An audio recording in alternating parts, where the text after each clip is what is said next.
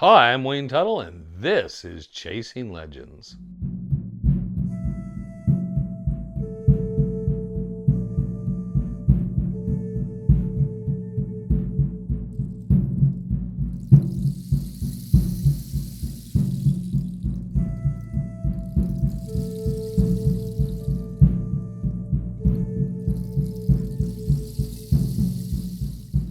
Welcome back to Chasing Legends. I'm Wayne Tuttle, your host. Once again, please hit subscribe.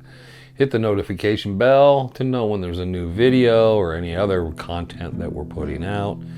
Go to legendthesuperstitionmountains.com and you'll find everything else, including the bark notes, other links and pictures and photographs and whatnot. Let's get into this. This is our first one we're doing since we've been back from the rendezvous. We're done with time traveling and skipping around and whatnot. So we get into things. Our rendezvous took place. We had a great time. 20th anniversary is over and ever onward towards the 21st. Thank you to a number of people, Steve and Kristen for coming out and everything they do. Kristen making the signs and putting them up. For the help I get from Greg Davis, Larry Akins, and Trevor. And a number of other things. Clint, thank you for the 3D LiDAR model. It's very cool. This lowers the southern end of the Superstition Mountains. So very cool gift I received. And additionally behind me, David. David and Lacey always come out all the way from Louisiana, and David handmade this sign behind me, Chasing Legends. It will be hung in the studio here soon. Having to work out how I want to hang it and position it for permanent. But made from a home in Louisiana in the 1800s. So very cool, very thoughtful, wonderful people come out, and I thank them so much for everything they do and how they contribute. Additionally, one last thing. Sunsets is available on DVD Blu-ray. Should be soon available on Amazon and at Goldfield Ghost Town, the museum. We'll see where we can get it right now. We're just kind of like locally kind of getting it passed through, but it is available on Amazon Prime. You can rent or download it. So go out there. A lot of people are watching it. Excellent film Trevor put together and produced. It was the idea of his and Tom Columborn's to do something on Dutch hunters. So sunsets, pick it up, watch it, do whatever. But very, very cool. So if you want to know what Dutch hunting is or who these Dutch hunters are, that's the film to watch. Let's get into this week's story, though. So there was a number of stories I kind of prepped on, and then there's, of course, things you hear at the rendezvous. There were several stories I was like, man, that would be a good Chasing Legends. But some of them are someone else's story, and there's ongoing research concerning them. So we have to table those. Because I want to see the follow-through on there's questions, and whether or not those questions get answered or resolved can be the reason, or whether or not we actually air those or tell those. But this story was by a gentleman, and he, like other people, we've done other stories, and I know we're out of October, but he came in and got me aside and wanted to talk to me for a few minutes. And I get that a lot at the rendezvous. Wayne, can we get a few minutes? I wanted to talk to you for a few minutes. I didn't know who he was. I know his first name. I don't know his last name. But he didn't want me to use his name. He said, you can tell the story because I want to know if anybody else has experienced or had anything like this happen to them. So he wanted to explain everything and then tell me that story. And so I heard him out. We will call him Leroy. Nobody's Leroy anymore, right? So he will be Leroy for this story. That's not his name. So he became interested in superstitions because of our videos here at Legend of the Superstition Mountains. He got involved in the TV show, watching that because of our YouTube channel, and additionally coming to the rendezvous. And I hadn't really noticed him out there before. There's quite a few people are out there. This time I won't forget him after hearing the story. But he'd come out and he talked about a few things, and he said he really enjoyed the stories. The YouTube videos is what got him out there. He said he is single, he works at a position, he's divorced, and he said his thing was he liked the idea of going out and kind of putting himself in place, or going out and visiting the areas where these things happened and looking around. He says it gives you really sense, you know. He says it's really cool to fall into that, which is the same thing I did when I was younger with books. I would actually read books, and then I would be like, I want to go out there and kind of get there, and I would take the book out and I would read the book sitting out there, because I thought it was so cool to read that story in place of where these people were or what they'd been doing. They make me feel kind of somehow connected. So he's doing something similar. And so he's taking various stories of different types and events we talked about and people. And he said he really enjoyed that. The stories that he wanted to check out was a number of stories we've done out by Tortilla Ranch, or accessing that point to get into the mountains. So he said it took him a couple tries before he could get into the road. Now, Tortilla Ranch Road is really, really bad shape now. It's hard to access to get into the road. The road is not maintained. The Forestry Service, nobody maintains that road. It's just deteriorating. I think the plan is once the access gets to the point where no one can get access, it'll just deteriorate and they'll close the road down. It'll be closed eventually, which is going to suck, because that was an access point really to get into the central part of the mountains. That was a great access point to be able to drive in at one time, camp. It was always pretty quiet. Not a lot of people went in there, and it gives you a lot of access to Peters Mesa, Tortilla Mountain. It gives you great access to the south central area of the mountains, and also through Lost Dutch Canyon into Fish Creek. Everything there. So the Miller Mines, there's lots of ruins out there. So he'd heard videos at a lot of places in subject matter and read some books, and he was using a combination of our videos, which he'd download and he'd watch out when he went out in the mountains, and Tom Collenborn's Collenborn Chronicles, which he read and would make copies of and go out and read. So he said he was going down to Tortilla, making different trips. He wanted to see the things out there. He had a copy of Jack Carlson's Hiking Guide, the first book, which I asked him about, and he didn't win East-West this year. I was hoping he might be in on the raffle and win a copy of that, because he'd really enjoy those. But he was using the books and checking out these different sites. Sometimes they're a bit off trail or a bit disconnected, sort of trails and things you won't find anywhere else. Jack's book's excellent. And so he's making the trips out there, and he said he really enjoyed the lone time out there. I don't know what industry he works in, but he says his work involves, he's around a lot of people. It's constant. And he said breaking a way out there was really nice, because he said some of those places that you go, myself, but he was going to, he said there's no one around. You won't see anyone all day. And he said Tortilla was very enjoyable, because once he figured out and was able to access and go in, he could go out there for 2-3 days. And he said, sometimes I didn't see anybody the whole time I was out there. And he said, I really enjoyed that. I relished it. So he's going out to Tortilla. He said he would go out regardless of the weather, though I do not think you should go out there in inclement weather. And he's going out, and he's traveling, and he's parking, and he's got a Jeep. And he said he went out and he was parking in this one area he found he liked to park. And it was kind of a little off out of the way. He felt it was a spot if other people showed up, he'd still have his space and he'd be left alone. It had a little bit of cover, and he would pitch his tent. I think he said it was about 20-30 yards away from his vehicle in some brush in a little area that was a little off to the side. So he'd be near his vehicle, but he also felt even more isolated. And he said each time he went out, he would hear noises. He said, definitely he felt like your mind can play tricks on you out there. Definitely where it's very isolated, the city lights are gone, you have such a dark sky, the stars are popping. He said on a moonlit light, it's like someone just turned on a light in the room. He said it's amazing what you can see out there. And he said he really, really enjoyed all aspects of being out there. But at night, he would sometimes thought he would hear like some type of soft footsteps. Someone trying to walk up very quietly. He thought he heard breathing at nights. And he said he didn't have a problem. It wasn't fear. He just kind of thought it could be an overactive imagination because of how much we hear, the constant noises around us. Even sitting quietly in a house, how much activity there is constantly around us we're hearing. And he said, so you get out there where there's nothing, and he says it's just so quiet. There's no wind, no nothing. And you hear every ringing in your ear. It's just incredible. The ringing in your ears is so loud you expect it to drive you crazy.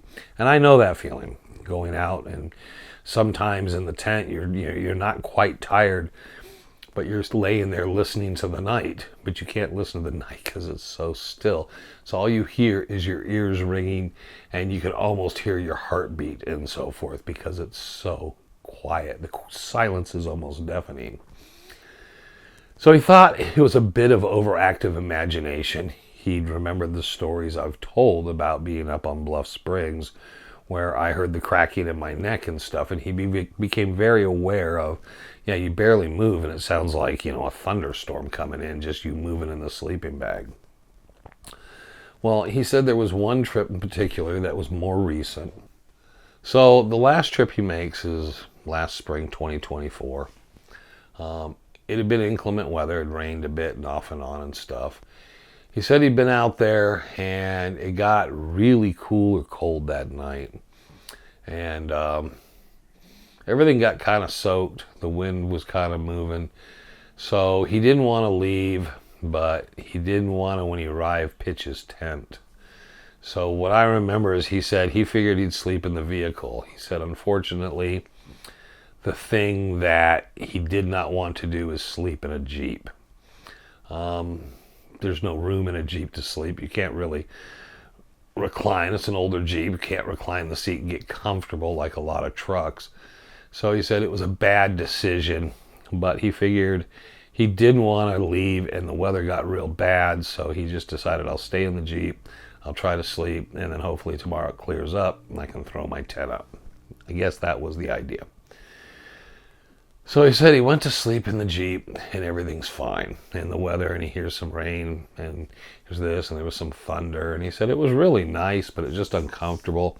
He said the Jeep was cold. He took the sleeping bag and kind of unzipped it and kind of laid it over him. But he said it was cold. He wasn't going to run the Jeep all night. But just out there, the Jeep was cold, and I know I'm being repetitive on the Jeep was cold, but I'm sure it was. But additionally, he said it was just uncomfortable. It was just unnatural. He couldn't find a real good natural. So he said it was very fitful. I'd get so tired, I would just start to feel like I was really nodding off, and then I'd wake up again, just because I realized. So then he was thinking maybe in the morning I'd just make breakfast and drive home. It sucks because we have those trips sometimes. It's just not going to work out. So he's starting to drift off, wake up. Again, it's not a very comfortable situation, but he finally falls asleep enough. And then he wakes up, and he can't believe what he sees. There's something that looks like a child or a small man crawling across his hood towards the windshield. And he said he was trying to focus, thinking, am I still asleep? Am I having a dream? And he's looking out, and he says it's crawling, and he's looking and trying to, like any of us would, gather your thoughts. There's rain all across the windshield. So he's looking and trying to peer forward to be like, what am I looking at? There's no lightning, no flashes, so it's very, very dim. Got cloud cover, so he says he's just catching some reflection, and he's looking through, and he sees the face of it, and he says it's almost demonic. And it's kind of strange because he says, I'm looking at this, and all I can think of in my head is, what the hell is this thing? He's thinking of, afterwards, he said he thought of my Mogollon Monster story a bit, and the Stick Man, and he said it was kind of a merger of both. He said he seriously thought he was asleep and that he was going to wake up. And then the thing got up, and he said it was probably 6, 7, 8 inches from the windshield. And he says it's real blurry in there, and I'm trying to make out what it exactly is, or who is this, or why is someone crawling across the hood. And he said, the fear's coming. He says, my heart's pounding. And then it like did this weird, kind of weird breathing, moan, weird thing and hissing. And he said it was demonic ugly, and it scared him so much. He said he started scrambling, and you can imagine in a Jeep with just 2 seats up front, he's trying to get to the back of the Jeep, which was still packed with gear.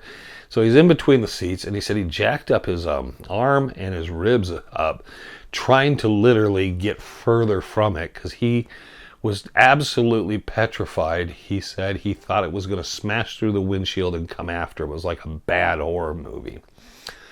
He said he was just absolutely terrified, couldn't think of what it is, went back that way.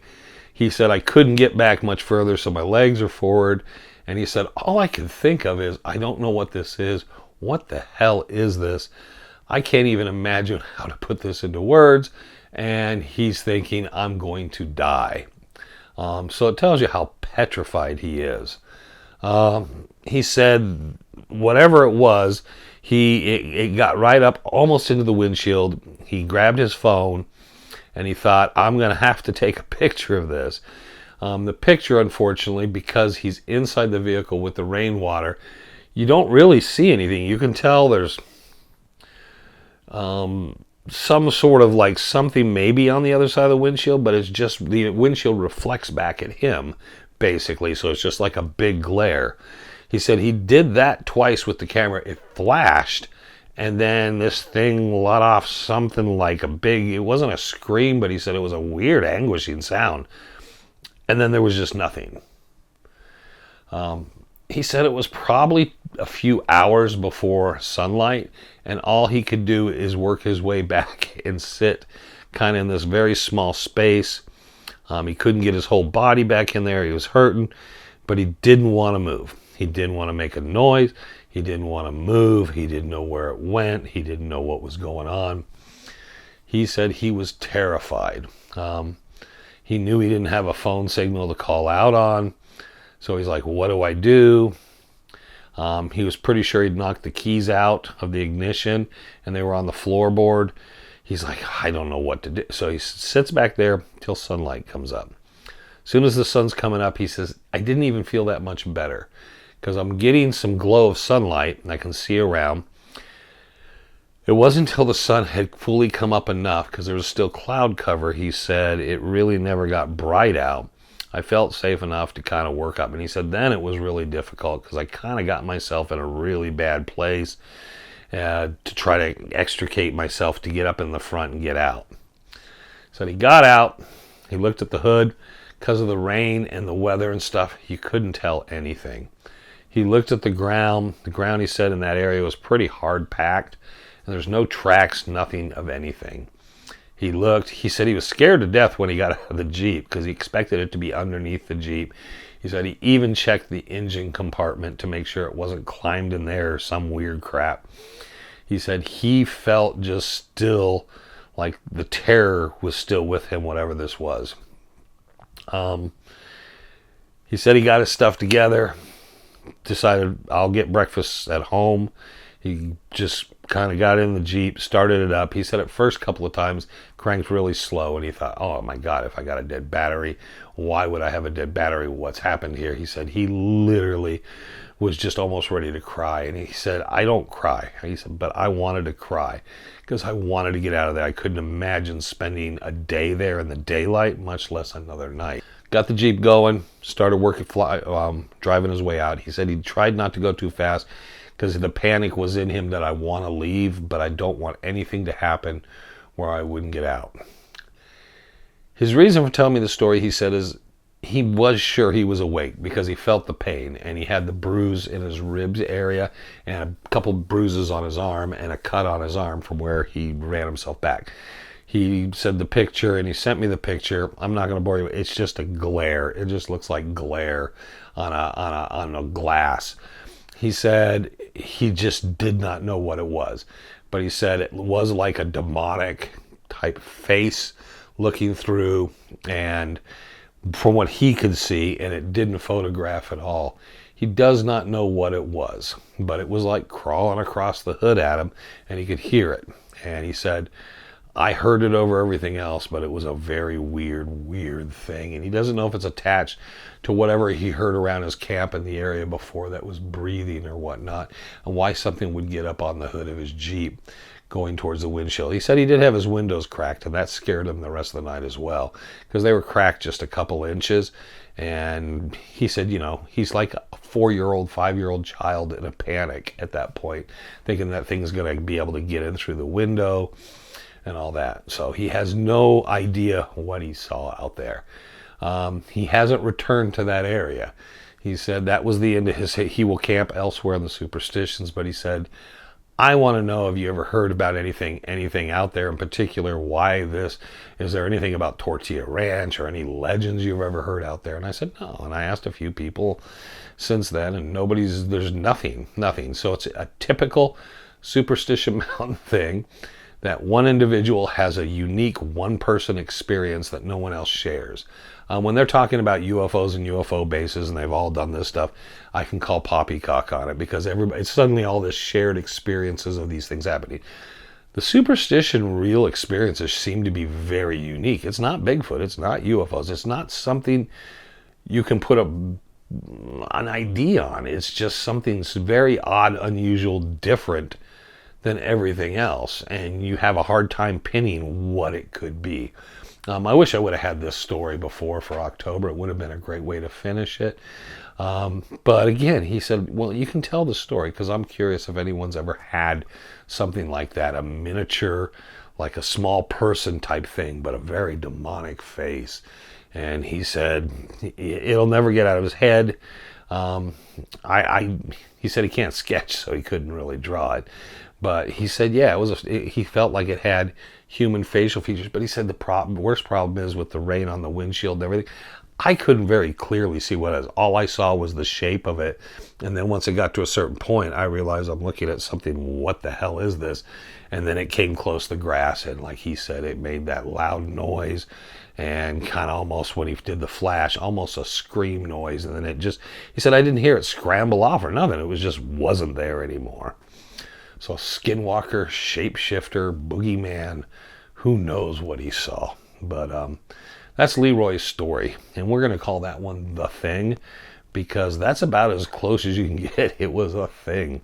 And much like the pyramid on Peralta Trail, or my stick man, or a number of other stories, there's nothing you can associate it with. You can't say, oh, all these people, there's this old urban legend or this or that. It almost has its own unique place. If there was ever something I'm not much into wanting to say, hey, I wrote a book and it's about this kind of stuff. But that would be an interesting book of all these completely unrelated first-hand accounts of all these people that have had these experiences that do not tie into each other. And it makes it almost seem very, very surreal and interesting. So there you go. That was this week's Chasing Legends. I hope you really enjoyed it. I hope you take the time and you pick up a copy of Sunsets, or download or rent it, because excellent film. You really will enjoy it. I'm available at Amazon Prime right now for rent and download, and it will be into Amazon once we get everything cleared with them and get the batch shipped. But hey, we're going to try to get it out there to various number of places that you can pick it up. So we'll run a trailer and check it out. But I hope you support Trevor on this endeavor, first documentary film. So thank you for watching Chasing Legends. Hope you're enjoying November. We had a nice cool day and lots of rain. So it's nice to finally be fully invested in fall. So until the next time, catch us live on Fridays and catch us any other time. Remember one important thing, the most important thing here, well, besides by sunsets, is I'm Wayne Tuttle, you're not, and this was Chasing Legends.